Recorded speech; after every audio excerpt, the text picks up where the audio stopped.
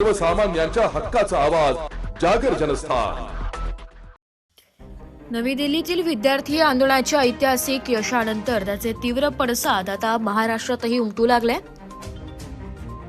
या विजयाचा आनंद साजरा करण्यासाठी धुळे शहरात तिरंगा संघर्ष समितीच्या वतीने एका भव्य विजय तिरंगा रॅलीचे आयोजन करण्यात आले होते। मनोहर चित्रमंदिराजवळील छत्रपती शिवाजी महाराजांच्या पुतळ्याला अभिवादन करून सुरू झालेली ही रॅली शहरातील मुख्य बाजारपेठ असलेल्या आग्रा रोडवरून मार्गस्थ झाली आहे। या लक्षवेधी रॅलीमध्ये तब्बल 600 मीटर लांबीचा तिरंगा ध्वज सर्वांचे आकर्षण ठरला असून यात विद्यार्थी, विविध सामाजिक संघटना आणि राजकीय विरोधी पक्षांच्या कार्यकर्त्यांनी मोठ्या संख्येने सहभाग नोंदवत रस्त्यावर मोठे शक्ती प्रदर्शन केले। दिल्लीत विद्यार्थ्यांवर झालेल्या लाठीचार्जचा निषेध आणि त्यानंतर केंद्रीय शिक्षण मंत्र्यांना द्यावा लागलेला राजीनामा हा लोकशाहीतील विद्यार्थी एकजुटीचा मोठा विजय असल्याचं आंदोलकांनी म्हटलंय। याच विजयाच्या पार्श्वभूमीवर महाराष्ट्रातही टीईटी सारख्या महत्त्वपूर्ण परीक्षांमध्ये झालेल्या पेपर फुटीचा गैरप्रकारांचा संताप व्यक्त करत आता राज्याच्या शिक्षण मंत्र्यांनाही तातडीने राजीनामा द्यावा अशी आक्रमक मागणी या रॅलीतून करण्यात आली आहे।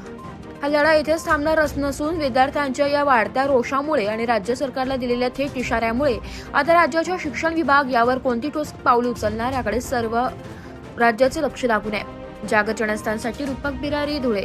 मोदींच्या जुलमी हुकुमशाहीच्या विरोधात आपल्या महाराष्ट्रातील एक तरुण दिल्लीत आंदोलन करतो। अनेक तरुणांची डोकी फुटतात, पण ते न घाबरता किल्ला लढवतात तिथे। तर त्या धर्मेंद्र प्रधान शिक्षण मंत्र्याला राजीनामा द्यायला सर्व देशवासीय देशप्रेमींच्या ताकदीपुढे त्यांना राजीनामा द्यायला भाग पडलाय। धर्मेंद्रचं काम झालंय, आता पुढील काम नरेंद्रचं देशवासी केल्याशिवाय राहणार नाही। शक्तीपुढे या सरकारला झुकावं लागलं।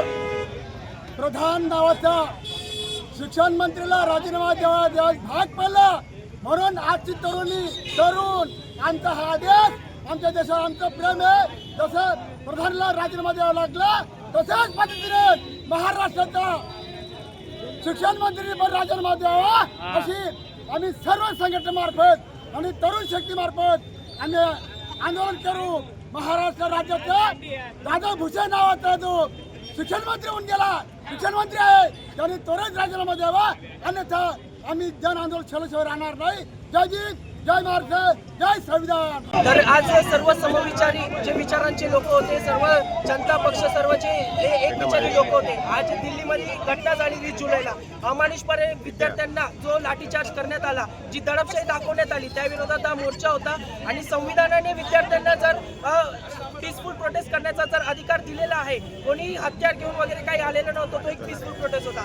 पण तिथे जी दडपशाहीने विद्यार्थ्यांवरती लाठीचार्ज करण्यात आला, तिथे अक्षरशः मुलांचे डोके फोडण्यात आले, अक्षरशः पोलिसांच्या ज्या लाठींना किडे लावून मारण्यात आले।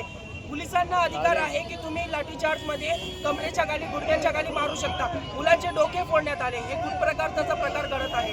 त्यामुळे आज आम्ही हा विद्यार्थ्यांसाठीचा मोर्चा होता आणि जो विद्यार्थ्यांचा जो विजय झालेला आहे, धर्मेंद्र प्रधान यांनी जो राजीनामा दिलेला आहे, हा विद्यार्थ्यांचा लढाचा विजय आहे। आणि विद्यार्थ्यांची जी लढाई ही या अमानुषपणे व जे सत्ताधारी जे चुकीचे निर्णय घेतील त्याच्या विरोधात ही लढाई पुढे पण चालूच असणार आहे।